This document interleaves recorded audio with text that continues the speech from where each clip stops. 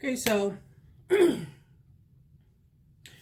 like I said, I'm going to try to knock these recaps out as quickly as possible, and hopefully I can make these videos a little bit shorter. Okay, so Insatiable, Season 2, Episode 7, Full Brazilian.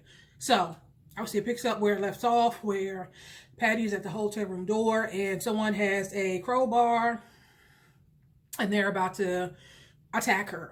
Okay, so we hear, Patty, look out, and it's Nonnie, and she has the longest dildo I've ever seen, and she just, she takes the guy. It was just some random guy we haven't seen before. Okay. I'm thinking to myself, girl, you're supposed to be a virgin, and that's the dildo you picked up to use on your first time? Whatever. Anywho, not the point. Okay, so then they go back a little bit when Nonnie started following D. So Nonnie followed D, and she saw D. She left, she went to someone's house. As they were leaving, it was a woman. She hugged the woman, got in the car. And so now at this point, Nonnie really thinks that D is cheating on her. So D gets back to her room. Nonnie goes to the door. And of course, Nonnie's like, who was that? And so eventually D had to come clean. So she was hiding something. She's actually a journalist.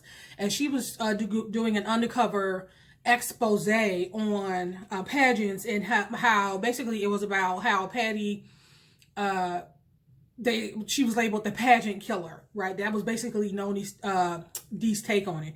So of course Nonnie was like, this is some bullshit, and you've been lying to me from the start. It's over. So they break up. Okay. So then they go back to Nonnie saving Patty. So that's how she ended up at the hotel, because Nonnie is staying at a hotel across the street from the pageant. So Nonnie was able just to walk across the street. And so she attacked the guy. She gets him down. They call the police. So Patty's now sitting there. The cops is asking her questions, and all she could reflect on is when the crowbar fell and it hit her phone and cracked her phone screen. And so she flashed back on when she killed Christian. So she was having these flashbacks while the cop was talking to her. And so Armstrong basically said, she's in shock. She told you all she knows. And the cop was like, well, you really need to take it easy. People who survive attacks can sometimes have PTSD, the whole thing. And he was like, okay, that's fine. We'll look after her. And so they leave. And Patty, Nonnie and Armstrong, Armstrong had a cup of coffee and probably a Danish or something. He wanted her to eat something. And she's like, I can't eat anything. I have to go to the gym. So she's like focused on this gym thing. And Nonnie was like, you almost died. Why are you so focused on going to the gym? And the pageant is today, and I need to do it. And I'm not going to be able to burn this guy like she's having a conniption, okay? So they get her calm down. And Nonnie was like, well, maybe you need to see your sponsor. D is across the street. She kind of told her that we broke up, and she said she would tell her later, but you're in crisis, so just go on across. You should probably get in contact with D so you can talk to her to work some stuff out. So as they're leaving the hotel, Nonnie, Patty, and Armstrong were leaving the hotel. They run into Rudy and Barnard. And so Barnard basically pushed Armstrong out of the way, and he hugged Patty. He was like, thank you, thank you, thank you. She was like, no, he hugged Nonnie. And Nonnie was like, what happened? He said, thank you so much. She was like, why? She said, thank you for catching the pageant killer. Thank you for catching my daughter's killer. And so she's like, that was the pageant killer? So they talking, and Nonnie she had some questions, but Rudy was like, just leave this to the professionals, girl. He made like some sarcastic asshole comment to her. She's just like, so he said, so Barnard and Rudy, they left because Rudy said, we're going to go back and I'm going to build a case on this guy. But something didn't sit right with Nonnie. So Nonnie decided she was going to stay behind because she wanted to go back to the scene of the crime and investigate, because, she wants to be a detective now. And Armstrong and Patty went on across the street to talk to D. So they knocked on the door. Of course, D was shocked to see them, like, hey. And then they hear a guy's voice. And Patty was like, who's in there? Who's that? So she barges in. And who was it? It was Jonathan, the guy from the gym. And so D basically said, he's my sponsor. So he's her sponsor for OA, Overeaters Anonymous. And she was like, oh, that's why you were concerned about me doing too much cardio. And he was like, yeah. She was like, okay, that's kind of weird, because I was going to do OA, but then eventually I decided to go to the gym instead of going to OA. And then I end up running into you. And then now here I am now with you here. And he was like, oh, that's what's called a God shot. And she's like, what's a God shot? It's like the universe giving you something that you need when you need it. Like, you don't really, it just, things tend to work out. And things tend to just work out, like everything comes together to get you where you're supposed to be. And eventually Dee came clean with Patty. Basically told her why she was there. I'm doing this exposé on you as a killer. So of course they're about to leave. And Dee was like, you know what? No, you still need help. So let Jonathan help you. And Jonathan's like, I'm free. So they sit down to talk. And Patty, she still wasn't eating. So it was Armstrong and Jonathan. They were sitting across from her. She still wasn't eating. He was like, you have to find something that you feel is more powerful than you. And he said, for me, it was spirituality. And said, she was trying to figure out, okay, so how do you do that? She was like, basically picture yourself, the most powerful version of yourself. And whenever and so of course she pictures herself basically angelic and with this crown being placed on her head. She's such a narcissist. And he was like, every time you feel like you're in crisis or you're about to fall off, just go to that person. And said, she was like, you know what? We're going to do this. I'm not leaving, because Armstrong was basically like, if you don't eat something, I'm taking you home. Basically, I'm putting you out of the pageant. We're never going to do this. So she said, no, I'm fine. I want to stay here. I want to win. And he said, okay, the only way we're going to stay here is if you eat something right now. So I guess she ate enough to his satisfaction. And so they went on back to the hotel.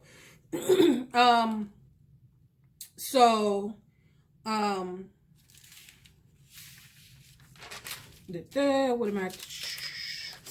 Armstrong, and D. Did I go too fast with my notes?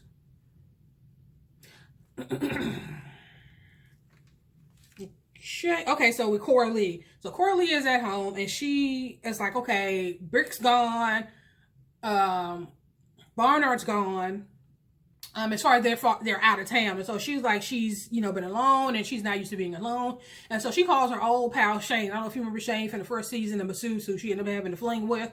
So he shows up, and initially she said it was supposed to be just a massage, but then they end up having a fling. And then he starts telling, basically trying to talk to her, because he said he's like one credit away or one class away from getting his motivational speakers, whatever he was trying to do. Self-help certificate or something, I don't know. And he's basically talking to her about what she needs to do to improve her life and to be happy and da-da-da. Okay, so then we have Nonnie. So Nonnie is back at the crime scene, and she got another different dildo. And Heather, the Heather chick, and another contestant, they're walking down the hall, and they're like, okay, what are you doing? And so they called her a detective dildo. She's like, no, my name is Nonnie, and I'm doing a reenactment. I'm trying to figure out what happened and, why this guy attacked my friend, Patty. And so they decided to do a reenactment where Heather played Patty's role and other contestant played the attacker's role. And so Nonnie's trying to figure out how, she was setting this all up. And then she realized where he was aiming. And it looked like he was aiming for her legs, like he was going to kneecap her. And so then Nonnie was like, well, if he was going to kill her, why would he kneecap her first? I mean, he already had the advantage. He was behind her. She didn't know. So why would you disable her? And then that didn't make sense. And so, they had their little quip, smart back and forth. And then they went on, and Nonnie ends up finding keys, because when she attacked him, not only did the crowbar fall out of his hand, his keys fell out of his pocket. So she saw the keys, they kind of went under a vending machine. So she's like, okay, who do these keys belong to? So now she's going through the parking lot, clicking the thing to see if she can find the car. She finds the car. This car is, it got so much shit and junk in this car. Like, this dude must live in this fucking car. Like fast food bottle wrappers and all. How anybody's, I don't understand. Anyway, so she then finds a duffel bag in the back seat. It has tons of money in it and a photo of Patty. So now she was like, okay, so somebody hired him to get her out of the way. So now she's like, okay, I need to go to the source. So she took a picture of the money, and she's now headed to the prison to talk to the guy who attacked Patty to find out who hired him. So Dixie, she's opening the wiener taco for the day, and she's like, okay, where is everybody? So everybody jumps out around the counter. Surprise! It was her birthday party. She was like, wait a minute, my birthday's in July. They was like, no, your birthday is today. And so um, they're, you know, going through the motion and they're all happy, and Brick is doing magic tricks and the whole thing, and then they decide to bring out the birthday cake. And here's when she found out how old she really is. So they, because they have the candles covered to keep the fire from going out, so they took the candle, put the cake down. She's like, I'm 20 years old. So she's 20 years old. She's like, oh shit, okay. Poor thing. I do kind of feel sorry for Dixie now. She's an asshole, but her whole life has just been turned upside down. Okay. So, Rudy and Barnard, they're back. And they're talking about the killer, and Rudy is like, he's kind of down. He's like, because I want to be the person to catch him. And Barnard's like, hell, I want to be the person to catch him. And I want to be, but Rudy's like, I want to be a hero. He's like, okay. He's like, but I want to be a hero for you. He's telling Barnard. He was like, oh, okay. He said, well, I'm kind of confused because it seemed like every time we're together, he was like, yeah, because it was business because I was trying to close this case. And so they finally hook up. Okay. But he still doesn't know that Rudy and Armstrong had their little, you know, situations. Okay. So, so you have Barnard, Armstrong, Jonathan, and Patty. They're in the room. Barnard is trying to get Patty's dress together. If you remember in the last episode, it was a little too big. So he's trying to take it up a little bit. And Jonathan's basically talking to her about, you know, being honest and how she has to go through, you know, the whole process, the 12 steps, and the, you know, trying to be honest and basically tell her truth and talk about, you know, what she's done and how, you know, people she's wronged. You know, I think that's one of the 12 steps of every 12-step program is that you have to make amends to the people that you've wronged, and, you know, but first you have to admit to your wrongdoing and the whole thing. And so, they go through this whole thing. So finally, Armstrong is like, okay, this dress ready. We need to get her downstairs. The pageant's going to start. So now we have the opening of the pageant. So they do the whole, you know, the intro. The woman is talking, and then they bring out the contestants, and they give their little speech. So now it's Patty's turn to give her speech. Okay, so the backtrack. So during this time, back when the attack happened, Bob was trying to call Angie. So at this point, they don't know that Angie had quit her job and she was on her way to the pageant. All they know is that they tried to call her and she didn't answer. But the reason she didn't answer is just that she was leaving. Two guys show up, and it was basically like, we were looking for you, and they just snatched her up. They got her taped to a chair. Okay. So as the time went on, he's still trying to call her and she's not picking up. And so she's still taped to this chair. So from what we gather, they don't say this, but we assume that she's a mule. Unlike drugs or whatever are in the breast implants that she has. And so they're waiting for the doctor to get there to remove the breast implants, aka the drugs or whatever. Okay, so at this point, Patty's still pissed off that her mother didn't show up, and she's... Okay, so let's skip a little bit. So she gets called out, and she does her intro, and the question that she asks is, how does it feel to be a hero? Because everybody knows about the attack and the whole thing. And she just becomes all discombobulated, and she starts rambling, and then she starts crying. She goes off stage, she starts crying, and then she's like, I don't deserve this. I don't deserve to be here. And Barb Armstrong's trying to keep her under control because Jonathan is still there trying to tell her, okay, you need to be honest, you need to be true. It's all about being truth. And Armstrong is like, oh, he's like trying to talk, you know, keep her like, don't say. He's like behind Jonathan, like, don't say anything. He's like, no, I have to be honest. He was like, Jonathan was like, what you have to do is write down everything that you've done wrong. And Armstrong is behind her like, oh, don't do that. So Jonathan leaves. He says, I have a notepad in my bag. I'll be right back. So, Armstrong was like, you cannot do this. And she's like, I don't know what else to do. But she's having a fit. Again, I just think a lot of these fits are just no more than attention. Patty is just, okay. Okay, so now it's time for the talent. So they've done their talent. Now it's her turn. She's supposed to be doing capoeira. She kind of mucked that up. And then she goes off stage and was like, I just screwed everything up and I can't do this. And she's having all these emotions. He's like, what is going on? What? And Jonathan's like, well, you have to let her, you can't force her to get help. She has to get help. He's like, forget that. So he runs after Patty. He catches up with her. And Patty is basically like, you don't know. There are things you don't know. And we're, just lie. And we don't, that's just we're capable of being honest and da. And she runs off. Like, you can't, basically she tells him that I understand that you were trying to help, but you can't help me. Nobody can. She runs away. So now Bob is at the bar. He's drinking and basically like, you know what? It seems like every woman in my life that I've tried to help, I've made their lives worse. You know, my mom, she committed suicide. What's her name? Stella Rose. That whole situation. Coralee, he's now getting divorced, and now Patty. And so the guy behind the bar was like, dude, you know, I told you I'm not a bartender. I'm just getting a cup of ice, but good luck with your savior complex. And then he was like, a savior complex? I never thought about it like that. So it came over the speaker that, you know, they added for that contest, they added a third runner-up, which is something they don't normally do. And so they named Patty. So he's now, so Barb is like, oh, okay, she, you know, she got the runner-up. So he runs in, of course, she's not on stage because she done ran off. And so he basically said she was indisposed. And so they asked him to come up to accept her sash and her flowers. And he did. And as he was walking out, his father was there. And you think that his father would clown him, but he was like, you know what? You know, as far as I can, you know, see, you were really happy and that you're a winner. And that's all I ever wanted.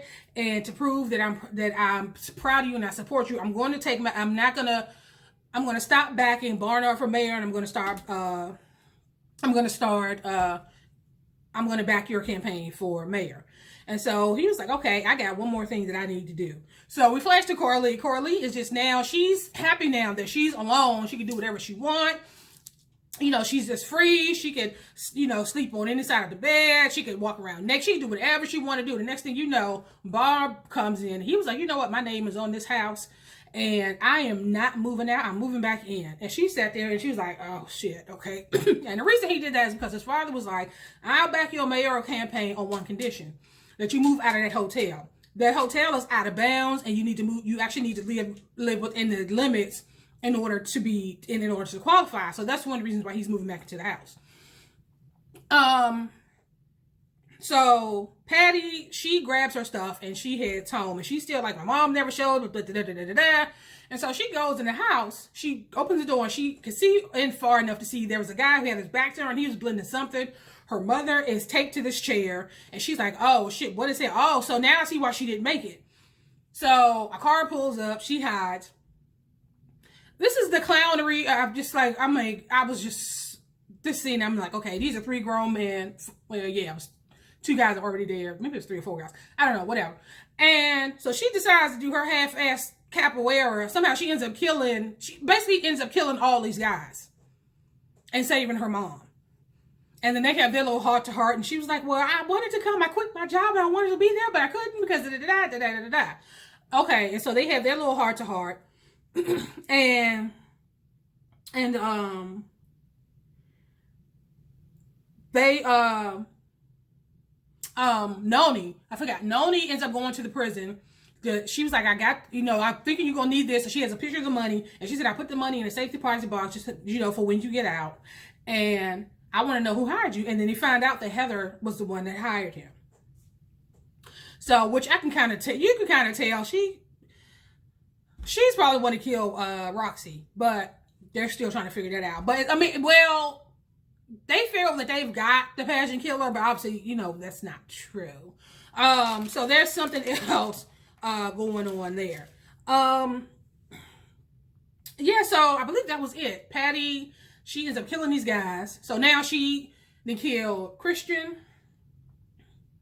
She killed Gordy.